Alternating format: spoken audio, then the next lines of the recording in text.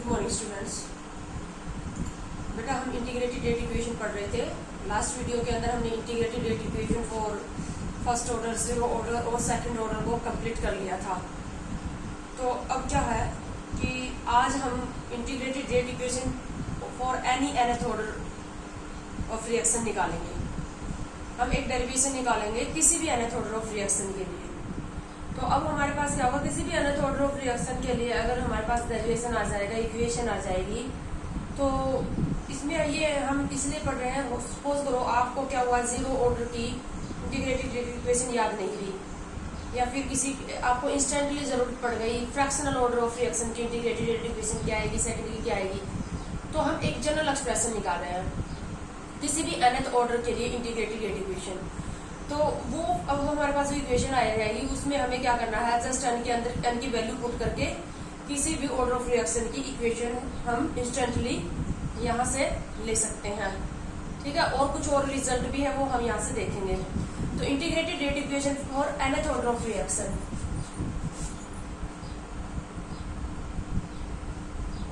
nth order कोई भी nth order है। अब जैसे हम इसके लिए हमारे पास है a से b, तो रेट का एक्सप्रेशन क्या लिखेंगे, रेट इज इक्वल टू क्या हो जाएगा, k और a की पावर क्या हो जाएगी n।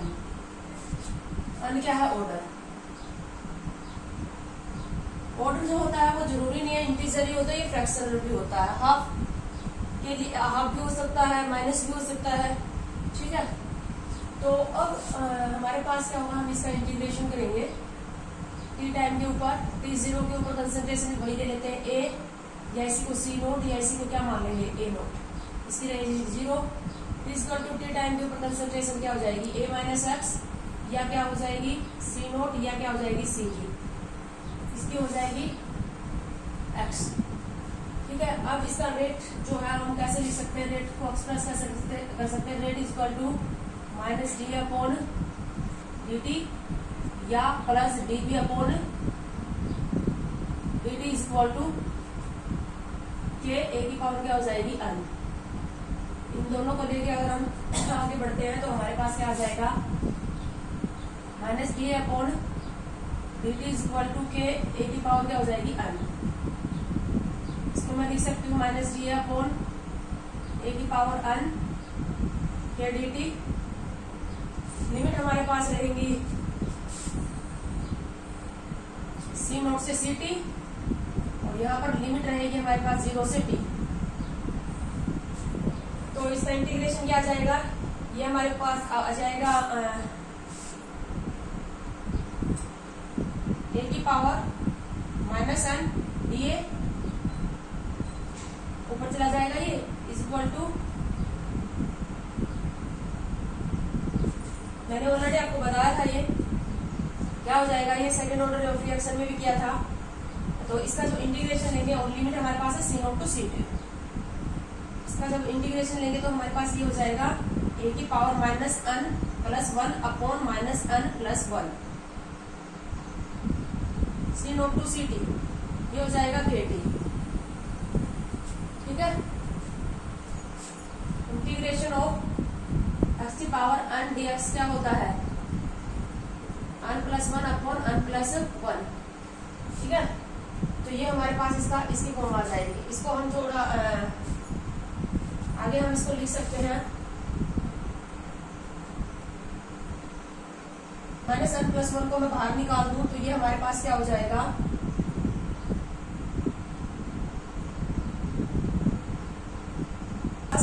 माइनस माइनस से क्या हो जाएगा, प्लस 1 अपॉन n प्लस 1,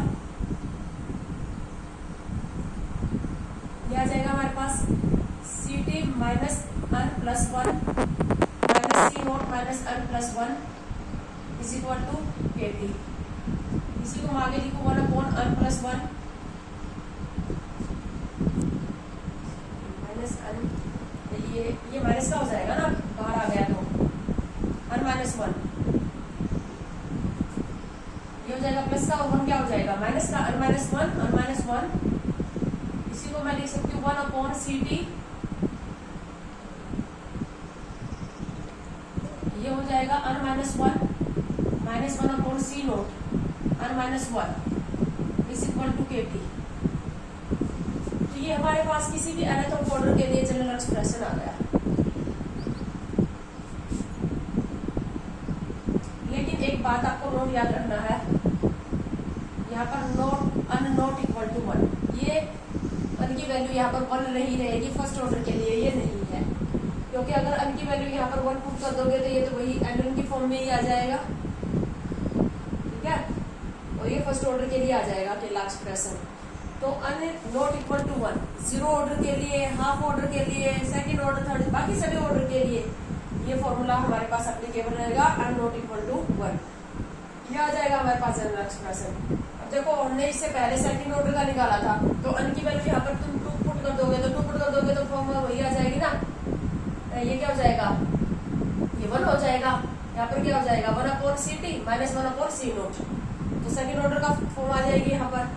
इसी तरह से अगर आपको हाफ ऑर्डर के लिए निकालनी है तो n की वैल्यू 1/2 पुट करके हाफ ऑर्डर का एक्सप्रेशन निकाल सकते हो। अब हम इसकी निकालेंगे टी हाफ, तो टी हाफ निकाल लेते हैं, तो वो भी टी हाफ भी किसके लिए निकल रही है, ये nth ऑर्डर ऑफ रिएक्शन के लिए निकल रही है, तो टी हाफ निकालेंगे इसकी। टी हाफ के लिए क्या करेंगे, टी हाफ किसको बोलोगे, टाइम को कम टी हाफ बोलोगे, Ct क्या हो जाएगी C0/2, तो मैं Ct की जगह C0/2 पुट करके इसको सोल्व कर रही हूँ, ये हो जाएगा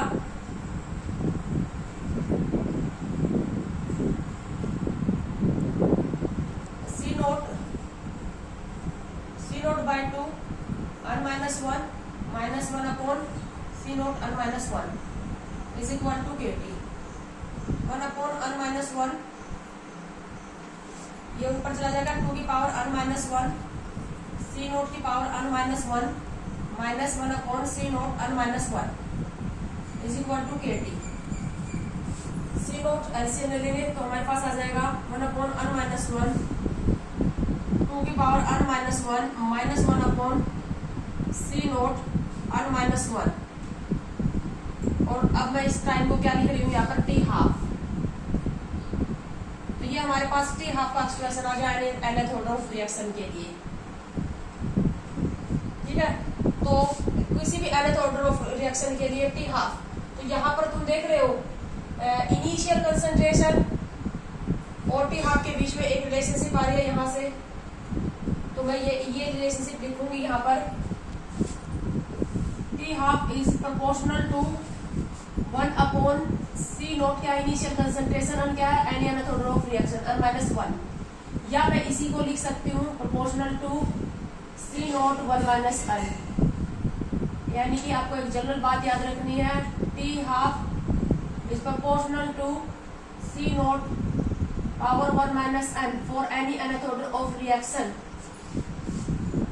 अब मैंने आपको ये बताया था कि जीरो ऑर्डर की टी हाफ, फर्स्ट ऑर्डर, ये अच्छा ये यहाँ पर जो टी हाफ है ना, इसमें हम अगर फर्स्ट ऑर्डर भी लेंगे ये कोइंसिडेंट है, ये यहाँ पर हम फर्स्ट ऑर्डर का भी रिजल्ट निकाल सकते हैं, फर्स्ट ऑर्डर की टी हाफ भी निकाल सकते हैं उनकी वैल्यू 1 पुट करके, ठीक है। तो अब यहाँ पर देखो सबसे पहले हम लेते हैं ये जीरो ऑर्डर के लिए, तो जीरो ऑर्डर के लिए n की वैल्यू क्या पुट कर दोगे यहाँ पर 0, अगर जीरो ऑर्डर के लिए n की वैल्यू पुट कर दो, यहाँ पर 0 पुट कर दोगे तो टी हाफ क्या हो जाएगी, T half proportional to C0, हमने यही रिजल्ट निकाला था जीरो ऑर्डर के लिए। तो जीरो ऑर्डर की जो रिएक्शन होती है, जीरो ऑर्डर रिएक्शन जो होती है उनकी टी हाफ इनिशियल कंसंट्रेशन के डायरेक्टली प्रोपोर्शनल होती है, इनिशियल कंसंट्रेशन डबल तो टी हाफ भी डबल और हाफ तो हाफ, ठीक है।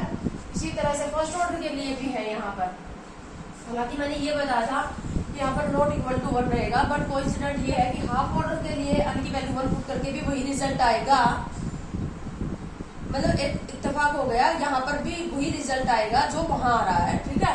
तो n की वैल्यू अगर 1 पुट कर देते हो फर्स्ट ऑर्डर के लिए,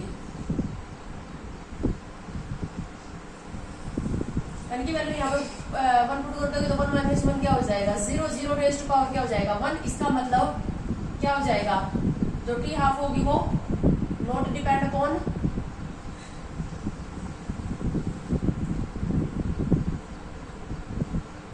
C0 initial concentration, first order की टी हाफ इनिशियल कंसंट्रेशन पर डिपेंड नहीं करती। एक्सप्रेशन याद है ना सबके, टी हाफ जीरो ऑर्डर के लिए क्या आया था, फर्स्ट ऑर्डर के लिए क्या आया था, ठीक है। इसी तरह से अब हमारे पास निकाल लेते हैं हम सेकंड ऑर्डर के लिए। 1 की वैल्यू 2 पुट कर दोगे सेकंड ऑर्डर के लिए, तो सेकंड ऑर्डर के लिए 1 की वैल्यू 2 पुट कर दोगे तो यहाँ पर क्या हो जाएगी, t half proportional to c naught 1 minus 2, so t half proportional to c naught की पावर माइनस 1। इसी को क्या लिख सकते हो, t half proportional to 1 upon c naught, यानी कि सेकंड ऑर्डर की जो टी हाफ है वो इनिशियल कंसंट्रेशन के इनवर्सली प्रोपोर्शनल होगी। अगर ये डबल होगा तो ये हाफ हो जाएगा। तो ये तीनों रिजल्ट यहाँ से निकल रहे हैं any nth order of reaction के लिए। किसी भी nth ऑर्डर ऑफ रिएक्शन के लिए हमारे पास जनरल एक्सप्रेशन ये है, और ये जनरल एक्सप्रेशन हमारे पास किसके लिए है, किसी भी nth ऑर्डर ऑफ रिएक्शन की हाफ लाइफ अगर हमें निकालनी है तो। ठीक है, मैं zero order, first order, second order की इंटीग्रेटेड रेट इक्वेशन आपको डिटेल से करवा चुकी हूँ। आपको अगर किसी की भी आपको सिर्फ ये इक्वेशन याद रखनी है, जब भी आपको एग्जाम में किसी भी ऑर्डर ऑफ रिएक्शन की इक्वेशन की जरूरत पड़ जाए तो जस्ट आपको यहाँ पर इनकी वैल्यू पुट करनी है। लेकिन ये फर्स्ट ऑर्डर के लिए नहीं है, यहाँ इत्तेफाक हो गया कि वही रिजल्ट आ गया जो फर्स्ट ऑर्डर में आता है। ठीक है, लेकिन बाकी सभी के लिए जैसे हाफ ऑर्डर की इंटीग्रेटेड इक्वेशन लिखने के लिए दे दूँ मैं आप लोगों को, थर्ड ऑर्डर की इंटीग्रेटेड रेट इक्वेशन लिखने के लिए मैं आपको दे दूँ, तो यहाँ से लिख सकते हो तुम, या उसका हाफ लाइफ यहाँ से निकाल सकते हो। यहाँ से एक बार हम निकालेंगे अब हाफ जो integrated rate equation half order के लिए क्या आएगी। मैं उसको ड्राइव नहीं कर रही, जनरल एक्सप्रेशन से ही हम n की वैल्यू 1/2 पुट करके रिजल्ट निकालेंगे। ठीक है, क्योंकि इसको हम बाकी को तो हम डिटेल से कर चुके हैं, तो हाफ ऑर्डर के लिए निकाल लेते हैं यही से रिजल्ट।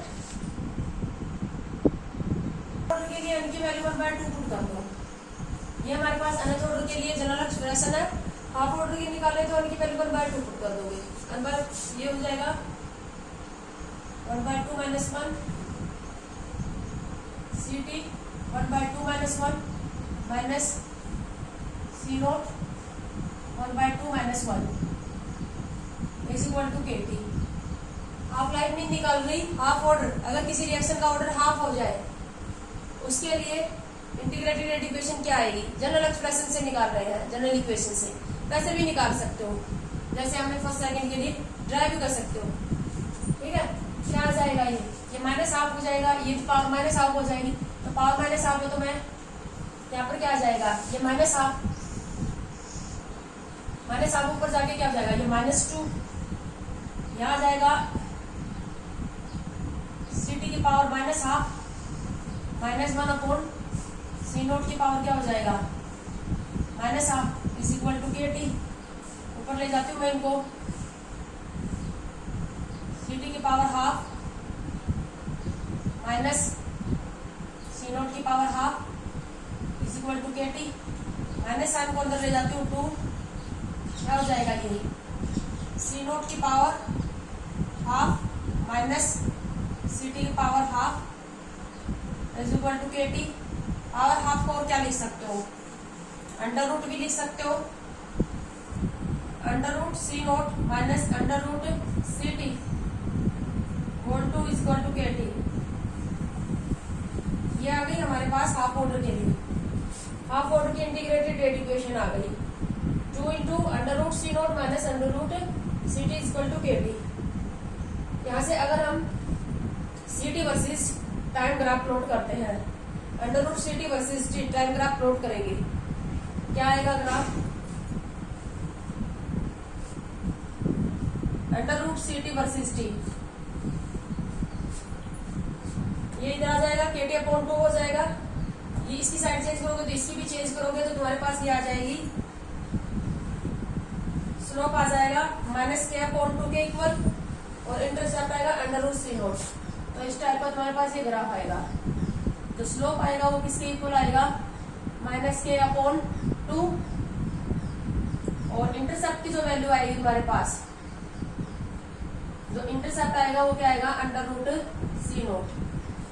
तो ये हमारे पास ये ग्राफ अगर आ जाता है under root concentration versus time किसके लिए है, हाफ ऑर्डर रिएक्शन के लिए है। अभी हाफ ऑर्डर रिएक्शन की अगर हमें टी हाफ निकालनी है, टी हाफ निकालनी है हाफ ऑर्डर की, मैंने आपको एक जनरल एक्सप्रेशन हाफ का भी बता दिया था, वहां भी एंटी वैल्यू 1/2 पुट करके निकाल सकते हो या यहाँ से भी निकाल सकते हो हाफ ऑर्डर के लिए। तो हाफ टाइम को कब हाफ ऑर्डर कब बोलोगे, सी टी इक्वल टू क्या पुट कर दोगे, C0/2 पुट कर दोगे, तो हाफ ऑर्डर की इंटीग्रेटेड इक्वेशन आ जाएगी, हाफ लाइफ आ जाएगी, हाफ ऑर्डर की हाफ लाइफ आ जाएगी। पुट कर लेते हैं, क्या इक्वेशन आई है हमारे पास हाफ ऑर्डर की, 2 C0 की पावर 1/2 माइनस CT की पावर क्या आ जाएगी 1/2 इक्वल टू KT। T को T हाफ बोलेंगे कब, when initial concentration of reactant become half of its initial concentration, CT is equal to C0/2।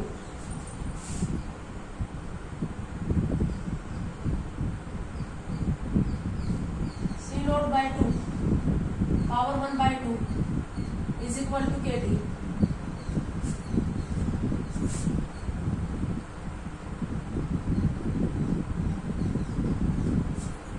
√2 हो जाएगा, √2 यहाँ एलसीएम में आ जाएगा, तो इसको हम क्या लिख सकते हैं,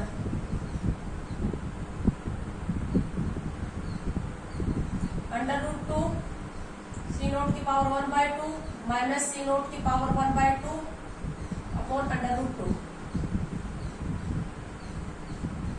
is equal to KT half.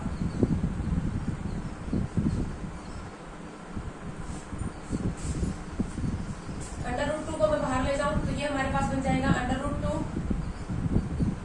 यहाँ पर हमारे पास C0 1/2 कॉमन आ जाएगा, ये बच जाएगा √2 माइनस 1, √2 माइनस